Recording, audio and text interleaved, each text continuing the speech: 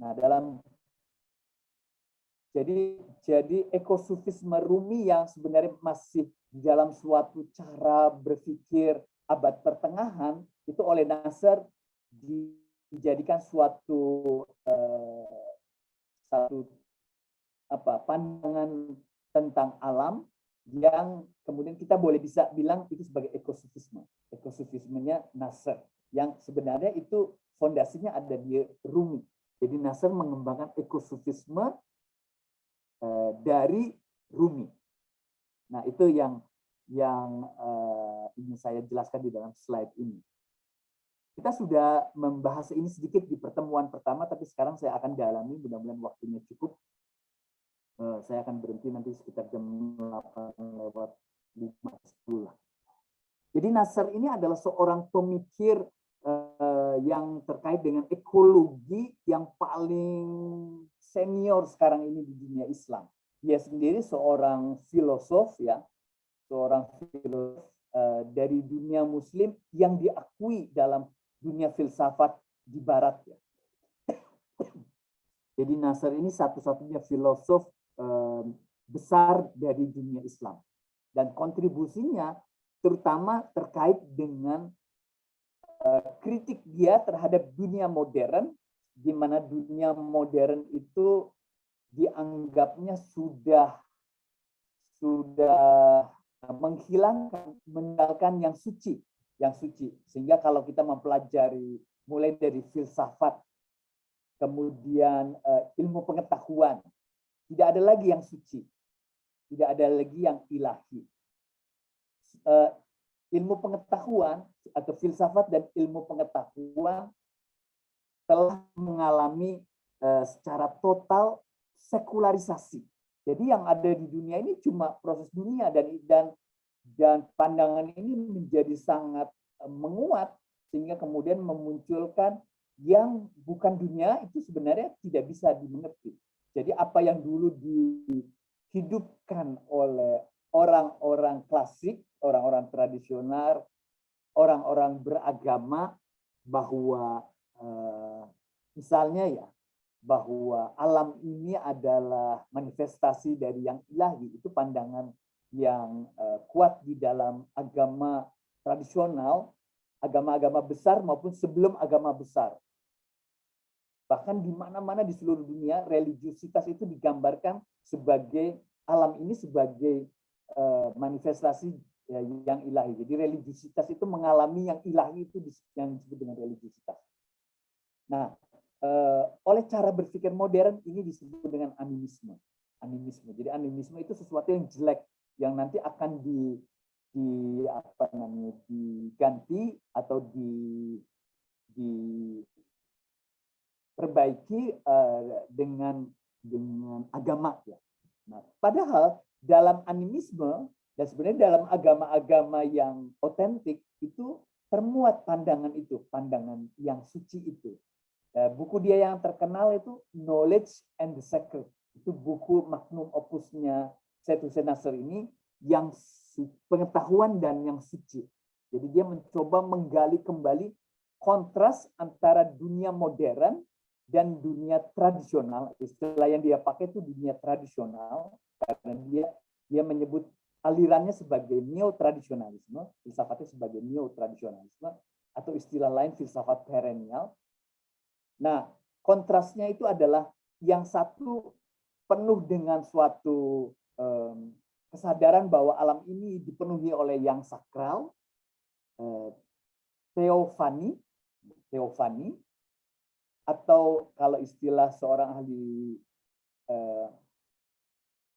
perbandingan agama, religious studies itu Mircea Eliade menyebutnya dengan hierofani, ada yang suci di alam ini.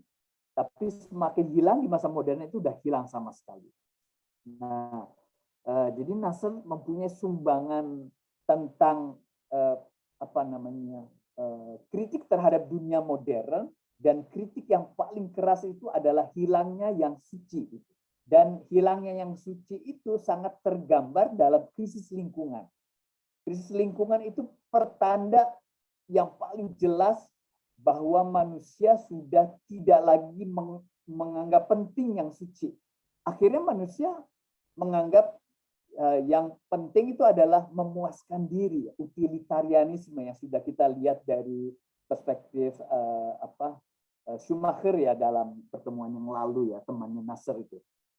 Nah, jadi yang penting adalah akhirnya utilitarianisme. Jadi sejauh mana itu akan membuat saya puas, bahagia, atau sebanyak orang bahagia, tapi sebenarnya tidak lagi ada yang namanya rasa sakral, rasa suci, rasa yang Rumi sebut sebagai rasa cinta yang melampaui cinta-cinta yang fisik, tapi satu cinta ilahi. Nah, gitu. Jadi itu Nasser. Jadi Nasser ingin mengembalikan, dia ingin mengkritik dunia modern dan kemudian menunjukkan bahwa dunia ini sebenarnya berubah baru 300 tahun ini. Sebelumnya dunia itu adalah dunia yang hani. Dan memang kalau kita lihat di masa sebelum modern itu tidak ada krisis lingkungan. Krisis lingkungan itu hanya terjadi di masa modern ini.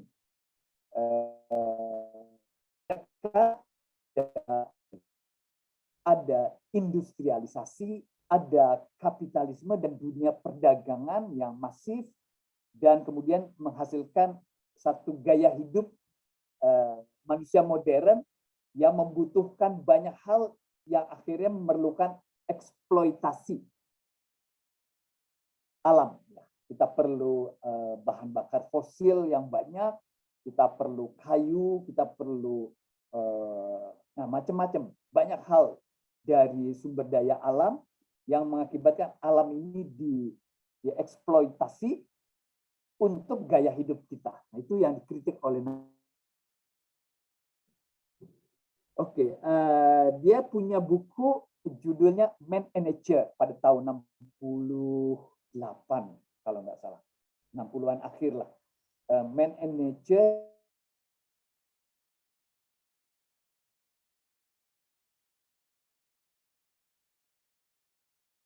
dan dia ini menjelang ekologi, dan pada waktu itu memang pemikiran ekologi itu baru mulai juga. Jadi Nasser ini jauh ke depan visinya. Ketika dunia Islam lagi semangat dengan pengen jadi modern, nah, jadi misalnya pemikir modern Islam itu banyak bermunculan tahun akhir 60-an, 70-an, 80-an. Nasser sudah memulai satu tradisi baru yang pada waktu itu belum terlalu biasa ya, yaitu isu lingkungan. Di dunia Kristen sudah mulai berkembang sebelumnya, walaupun juga baru mulai. Nah, itu Nasser, dan di dalam buku Man and Nature itu dia menceritakan, menggambarkan tentang bagaimana di dunia modern ini orang melihat alam itu secara sekuler, dan karena itu tidak ada rasa hormat ya, menghormati alam itu tidak ada sama sekali. Yang ada adalah alam itu untuk manusia, untuk bisa boleh dieksploitasi untuk kesejahteraan manusia. Dan etika lingkungan yang sebenarnya dulu inherent di dalam masyarakat tradisional itu hilang sama sekali. Apalagi dengan industrialisasi, kapitalisme yang kemudian menjadikan manusia tidak punya rasa bersalah merusak lingkungannya. Nah, jadi merusak alam, membuat perkebunan. Dan ini kita tahu dimulai di Eropa sendiri. Eropa kehilangan hutan-hutan yang besar untuk bisa digantikan dengan perkebunan bunga matahari. Nah, bunga matahari itu adalah minyak goreng. Nah, dulu minyak goreng dibuat dari bunga matahari atau biji matahari, biji dari bunga matahari. Nah, tapi sekarang ada alternatif yaitu sawit, dan itu terjadi bukan di Eropa karena Eropa udah nggak punya tanah lagi, dan kemudian di dunia ketiga karena memerlukan memerlukan sumber keuangan, akhirnya kita memilih merusak hutan menggantikannya dengan sawit misalnya. Nah, jadi itu yang dikritik oleh Nasser. Ada banyak poin, nanti kita bisa masuki dalam diskusi kalau diperlukan. Oke, nah di Indonesia Nasr itu awalnya tidak terlalu dikenal. Ada tokoh lain yang lebih dikenal karena di sini ada murid-murid langsungnya yang vokal dan yang mengadvokasi pemikiran gurunya, yaitu Fazlur Rahman. Nah, Fazlur Rahman ini adalah guru dari Nurholis Majid, guru dari Buya Syafi'i Ma'arif. Mereka berdua pembimbing disertasinya adalah Fazlur Rahman. Tapi juga sebenarnya guru dari Amin Rais. Bertiga adalah mahasiswa pasca sarjana di Chicago University of Chicago. Nah, jadi Nasr tidak dikenal, Rahman lebih dikenal pada tahun 90-an. Nah, tapi sekarang Nasr lebih dikenal setelah Fazlur Rahman meninggal. Nasr sekarang berusia sudah sangat senior, berusia saya kira 88 begitulah, hampir 90. Nah, Nasr ini menjadi seorang pemikir Muslim yang paling senior sekarang ini, dan idenya tentang lingkungan terus-menerus diingat karena dia sudah mengadvokasikannya sejak tahun akhir 60-an atau 70-an. Dan tahun 80-an dia menulis satu buku lagi yang merupakan penulisan ulang dengan lebih dalam lagi dari Man and Nature itu. Dan sekarang Nasr ini adalah seorang filosof besar. Dia sudah pensiun, tapi pemikirannya kemudian mulai disadari ketika orang mulai bicara krisis iklim, ya, orang bicara kerusakan lingkungan dan sebagainya, orang ingat dengan Nasr ini. Sehingga Nasr sebenarnya sangat terkenal sekarang ini. Dan sebelumnya Nasr itu terkenal karena pemikiran pluralismenya atau toleransi agama. Kalau kita lihat di sini ini ada saya taruh foto sebuah jurnal dari UIN Jakarta, jurnal dalam bahasa Inggris dan Arab Indonesia. Ini ada satu artikel dari seorang dosen di IAIN Salatiga yang menulis perbincangan tentang pemikiran Nasr di Indonesia. Jadi dia sudah mengumpulkan banyak sekali artikel-artikel dari jurnal-jurnal maupun mungkin artikel yang dipresentasikan dalam konferensi. Tapi sebagian besar kalau kita pelajari itu ada dalam isu toleransi dan pluralisme agama. Atau dalam istilah yang kita pakai di pertemuan lalu itu soal kesatuan transenden agama-agama. Itu istilahnya Nasr sendiri. Nasr sangat kurang suka dengan istilah-istilah yang muncul di filsafat modern. Pluralisme itu istilah dalam filsafat politik modern. Nasr mengatakan dalam agama kita sebenarnya tidak menganut paham pluralisme agama, tapi menganut paham transcendent unity of religion, kesatuan transenden agama-agama. Itu filsafat perennial. Nah, jadi di dalam reviewnya ini Nasr belum dikenali sebagai pemikir lingkungan. Nah, dia menjadi pemikir lingkungan baru-baru ini saja, baru 10 tahun terakhir ini, 15 tahun terakhir ini, ketika mulai banyak orang melihat kontribusi Nasr, dan Nasr seorang pemikir yang paling senior dan besar sekali, terbesar sekarang ini, dan karena itu banyak orang mulai mempelajari. Oke. Jadi Nasr mengkritik keras sekali tentang dunia modern yang merasa bahwa dunia modern ini adalah lambang dari kemajuan. Tapi Nasr menyadarkan kita bahwa yang terjadi dengan dunia modern itu bukan kemajuan, tapi kehancuran, kerusakan. Dan dia sangat menyesali para pemikir agama, khususnya Islam, agamanya, itu sudah ikut-ikut para pemikir modern, menjadi modernis lah. Tapi melupakan dunia tradisional Islam atau dunia tradisional dari agama, semua agama yang itu sebenarnya sangat harmoni dan tidak menimbulkan krisis-krisis yang mengerikan seperti dunia modern selama 300 tahun ini. Nasr ini dia mengkritik keras dunia modern ini. Dan banyak penulis menganggap pemikiran Nasr ini sebagai postmodern. Tapi apakah dia postmodern? Saya kira dia nggak suka juga disebut sebagai postmodern karena masih ada kata modernnya itu.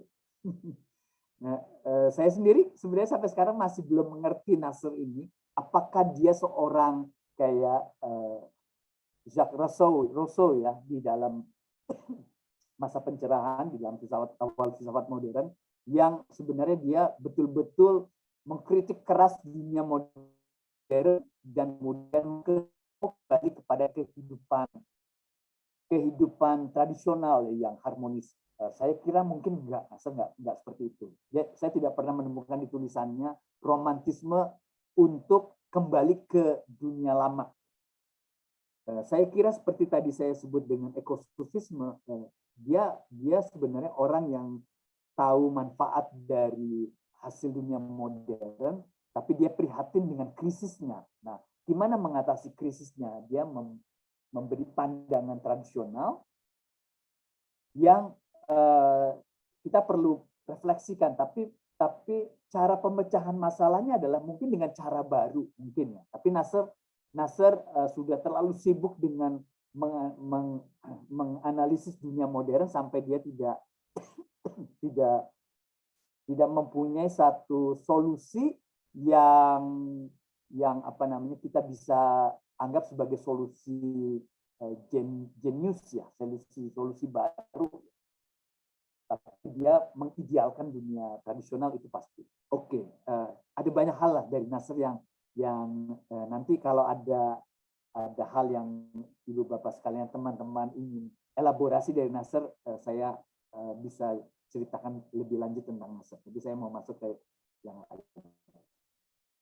Jadi Nasr adalah seorang yang mengatakan bahwa masalah lingkungan itu berasal dari berkembangnya kecenderungan modernisme dan humanis yang kita sebut sebagai humanistik ya, kecenderungan humanistik, dan itu bermula dari Renaissance-nya Eropa.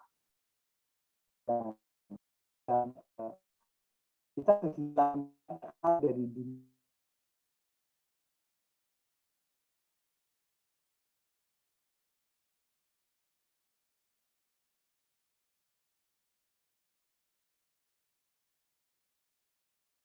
tradisional, bahkan oke. Nah, ini hal yang sudah kita lihat, saya kira kita lewati saja, ini juga sudah. Nah, jadi ini kesimpulan paling penting dari Nasr tentang alam. Jadi konsep ekosufisme Nasr yang benarnya ekosufisme Rumi atau para sufi yang lain. Jadi pandangan Nasr tentang alam itu sebenarnya adalah ekosufisme.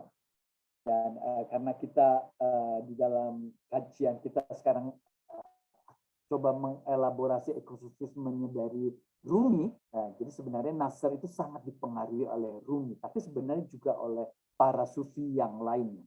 Rumi itu betul-betul dapat tempat ya pada Nasr. Ada beberapa kajian yang mencoba menunjukkan pengaruh Rumi pada Nasr.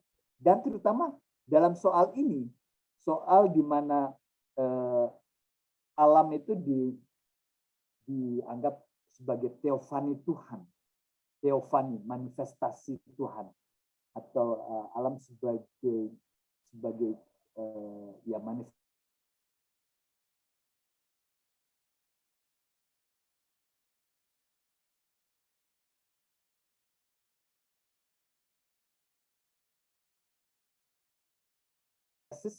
yang menjadi tesis dari masyarakat tradisional. Di dalam masyarakat agama lokal di Indonesia sekarang ini pun seperti itu. Jadi kalau kita ke Marapu di Sumba, kalau kita di Sulawesi itu ada banyak agama-agama lokal, atau kita ke Baduy orang-orang Badui itu tahu bahwa merusak alam itu merusak hubungan dengan Tuhan. Kira-kira seperti itu. Jadi itu pandangan yang sudah menjadi pandangan tradisional ribuan tahun, dan pandangan itu dirusak dalam masa 300 tahun belakangan ini oleh dunia modern. Oke, jadi Nasr sebenarnya dengan ekosufismenya ingin menyadarkan kita bahwa alam ini adalah teofani Tuhan. Tapi bagaimana kita yang modern sekarang ini, kita yang sudah menjadi orang yang modern, sekuler, kemudian masih bisa menghayati alam sebagai teofani Tuhan.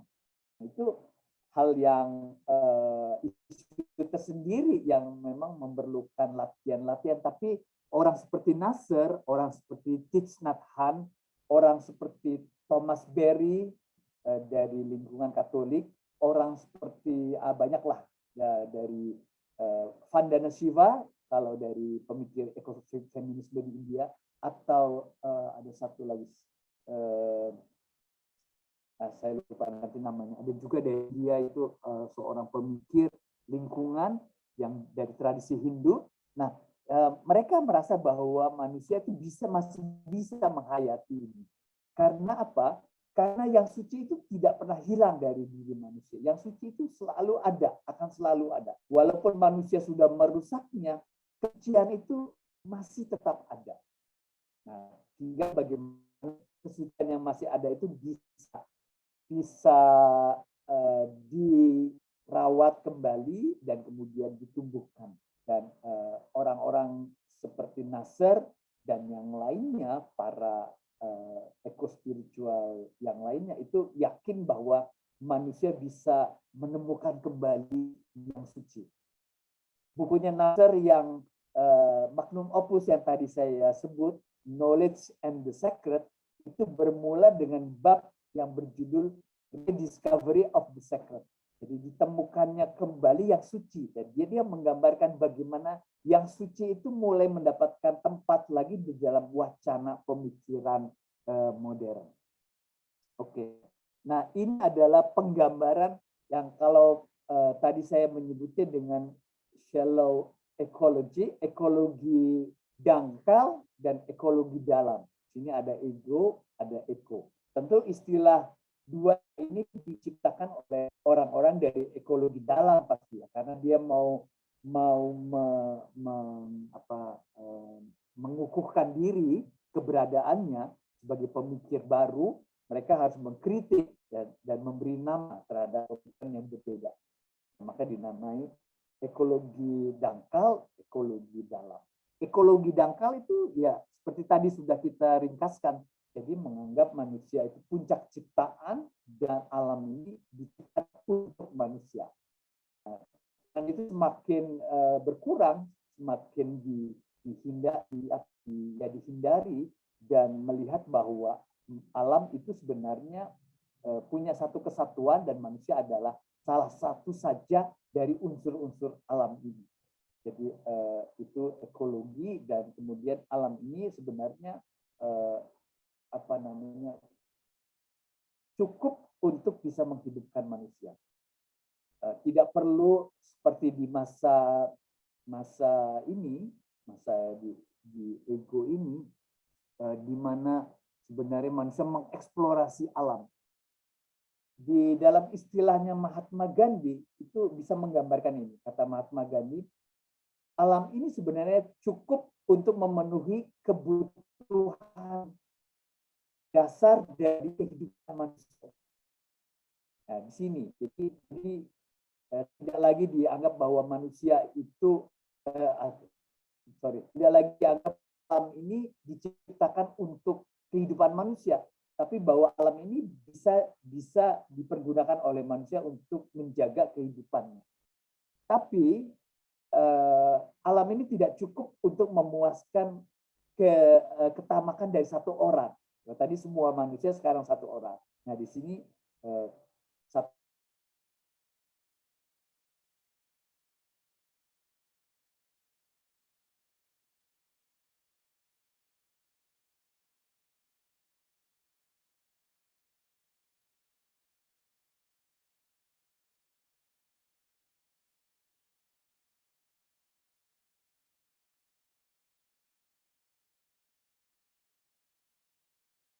akar dari krisis lingkungan ini, kata Nasr, itu punya akar yang dalam sekali, dan akar itu ada pada dimensi spiritual. Dimensi spiritual, krisis lingkungan bukan cuma masalah teknis, bukan masalah rekayasa engineer ya, tapi sebenarnya dia punya dimensi yang dalam, yaitu spiritualitas. Jadi manusia yang sudah kehilangan dimensi spiritualnya, manusia yang tidak mengenal dirinya, kalau istilahnya dalam spiritualitas sekarang kira-kira seperti itu. Jadi seperti yang sudah saya gambarkan di pertemuan kedua mungkin, atau ketiga yang lalu, minggu lalu, bahwa krisis lingkungan itu disebabkan manusia tidak lagi mengenal hakikat dirinya ya. Jadi bahwa manusia itu mempunyai dimensi spiritual, mempunyai roh, mempunyai di dalam dirinya itu seluruh eksistensi semesta. Dalam manusia ini ada semuanya, ada unsur material, ada unsur tumbuhan, ada unsur hewani, ada unsur manusia, dan bahkan terbuka untuk unsur yang nanti manusia bisa berevolusi, yaitu unsur yang melampaui manusia, malaikat dan ketuhanan. Nah, itu kata Nasr, dan bagaimana eksplorasi tentang krisis spiritual ini, itulah yang menjadi isi dari bukunya Nasr. Jadi krisis spiritual manusia ya, di mana manusia sudah hidup di dalam kediriannya yang periferi ya, yang di pinggiran, dia tidak lagi masuk ke dalam diri yang dalam. Nanti kita lihat itu.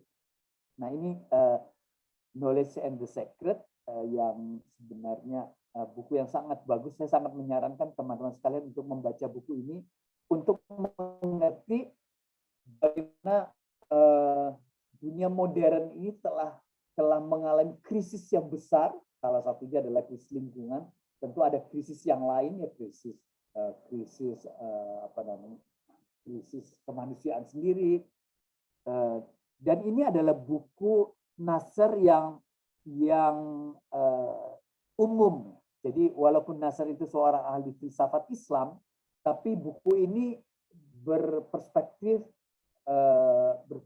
filsafat, dalam arti ya filsafat sesungguhnya. Jadi ini bisa diakses, bisa dinikmati oleh semuanya.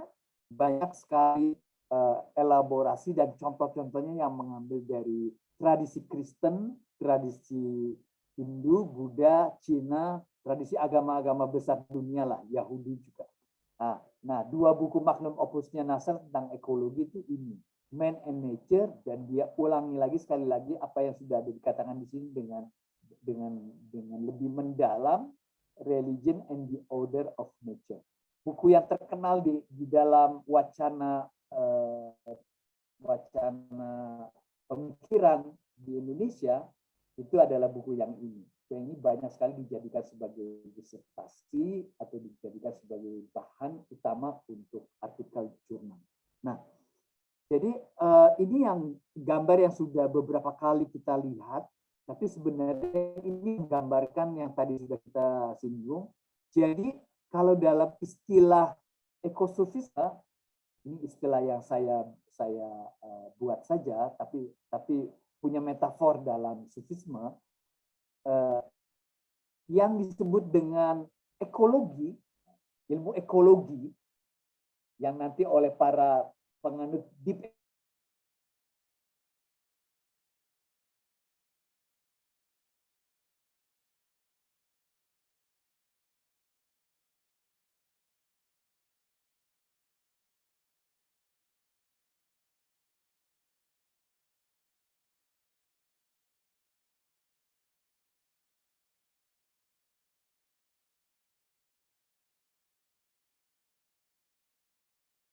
lingkungan itu karena masalah bad engineering.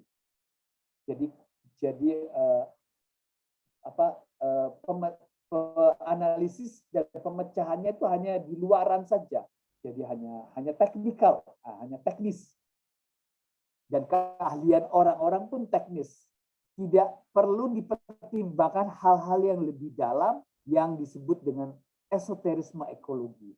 Bahwa krisis ini diakibatkan oleh krisis diri manusia, krisis kejiwaan manusia. Itu nggak penting, nggak ada hubungannya, bahkan dianggap tidak ada hubungannya.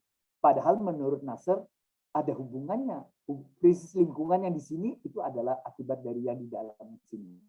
Ini yang digambarkan oleh Nasser sebagai bahwa yang di luar itu menggambarkan yang di dalam, atau yang di luar itu merupakan akibat dari yang di dalam. Jadi termanifestasi ke dalam. Oke, ini juga sudah kita bicarakan religion of the heart. Jadi perjalanan ekosufisme itu adalah perjalanan religion of the heart.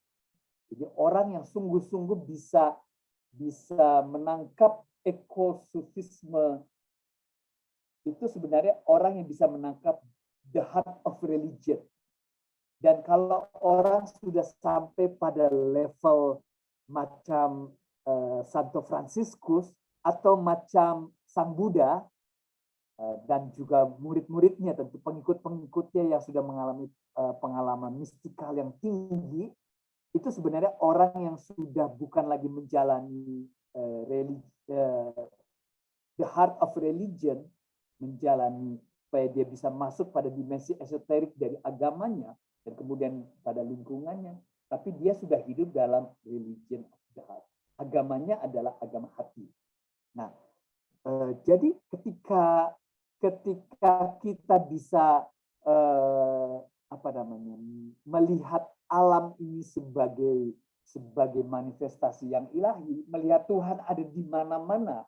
Nah, itu istilah yang sebenarnya sudah diketahui oleh agama. Ada istilah itu dipakai di dalam studi agama, namanya Tuhan sebagai yang maha di mana-mana. Kurang biasa bahasa Indonesianya, yang maha di mana-mana, omnipresent. Tuhan yang omnipresent. Kalau di Indonesia terlalu populer Tuhan yang maha kuasa dan Tuhan yang maha esa. Tapi di dalam mistik, dalam spiritualitas, Tuhan yang maha hadir, omnipresent, Tuhan yang ada di mana-mana. Nah, itu adalah ekosufisme. Ketika ekosufisme bisa, seorang ekosufis bisa merasakan Tuhan di mana-mana, dia adalah seorang yang menghayati suatu religion of the heart. Yang biasanya wacana religion of the heart itu dikaitkan dengan ketika kita masuk kepada agama, jantung agama-agama yang ini.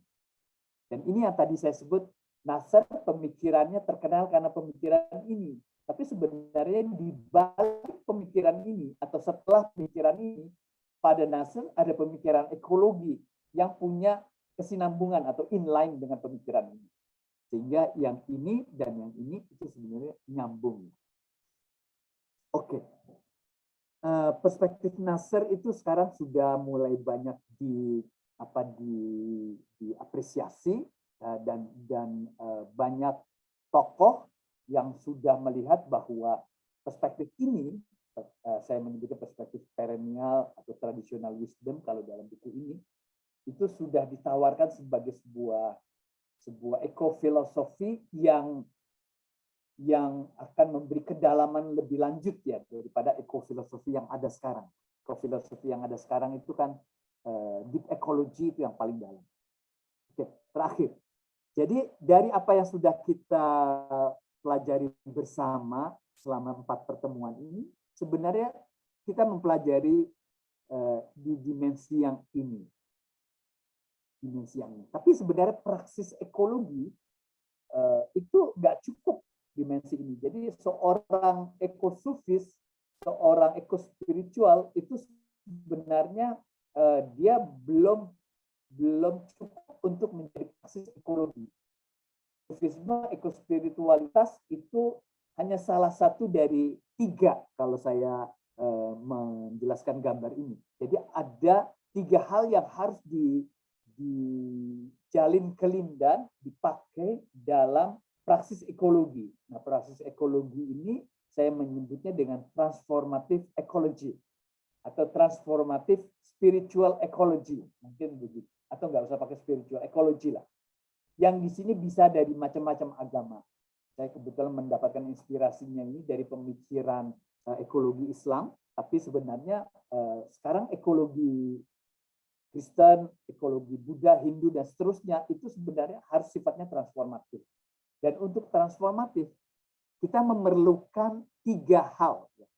3 hal sekaligus. Pertama adalah pemahaman tentang dimensi spiritual dari alam. Ini yang sudah kita lihat dengan ekosistem bumi dalam hal ini, Nasr, dan juga ekospirituality yang itu sekarang juga sangat banyak dibicarakan. Saya pernah menyinggung ada satu buku judulnya Ecospirituality yang sekarang menjadi perbincangan. Jadi itu satu. Dan yang kedua, kita juga harus punya suatu komitmen untuk pembelajaran tentang berbagai macam pengetahuan. Ini bidang yang saya tidak terlalu menguasai, tapi teman-teman yang belajar ekologi itu pasti tahu tentang hal ini, isi di sini.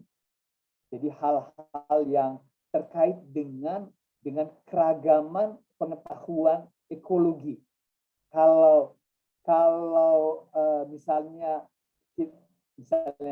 teman-teman yang Katolik pernah mendengar ada ensiklik Laudato Si yang sekarang sangat banyak menginspirasi karya pastoral di lingkungan gereja Katolik seluruh dunia terkait dengan ekologi, itu sebenarnya baru di sini, sama dengan ekosistem. Tapi ketika dia menjadi suatu praksis ekologi, memerlukan juga pengetahuan yang lain. Pengetahuan yang mungkin kita bilang itu kalau ekologi, pengetahuan yang ekologi dangkalnya itu kan sebenarnya dalam soal melihat alam ini ya, antroposentrismenya itu. Tapi begitu itu kita sudah koreksi, sudah kita kritik, ada hal-hal teknis yang merupakan kekuatan dari shallow ecology.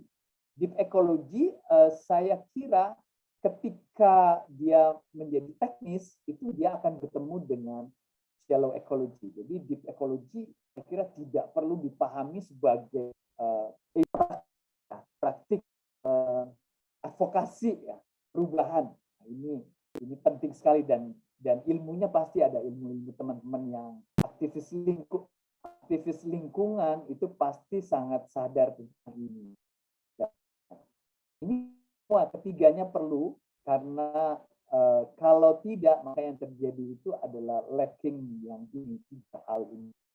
Ada lacking tentang menjadi aktivisme yang emosional, yang istilahnya itu aktivisme, ya betul, aktivisme tidak praksis. Kalau kita kekurangan pengetahuan di sini, kekurangan yang ya ini kaitannya dengan ini ya, itu berarti pengetahuan saja tidak berorientasi perubahan, karena perubahan ada di sini. Kalau di sini saja terkait dengan kurangnya yang di sini, dia ada lacking spirituality. Kalau seorang aktivis nggak mau belajar, dia jadi lacking knowledge, kira-kira seperti itu. Nah, jadi transformatif ekologi atau transformatif religious ecology itu sesuatu yang penting menggabungkan 3 hal ini: spiritualitas, pengetahuan, dan praktek baik. Praktek yang terus bisa dievaluasi, sehingga kita menyebutnya praktek baik. Oke, berhenti di sini, sudah lewat 30 menit. Terima kasih.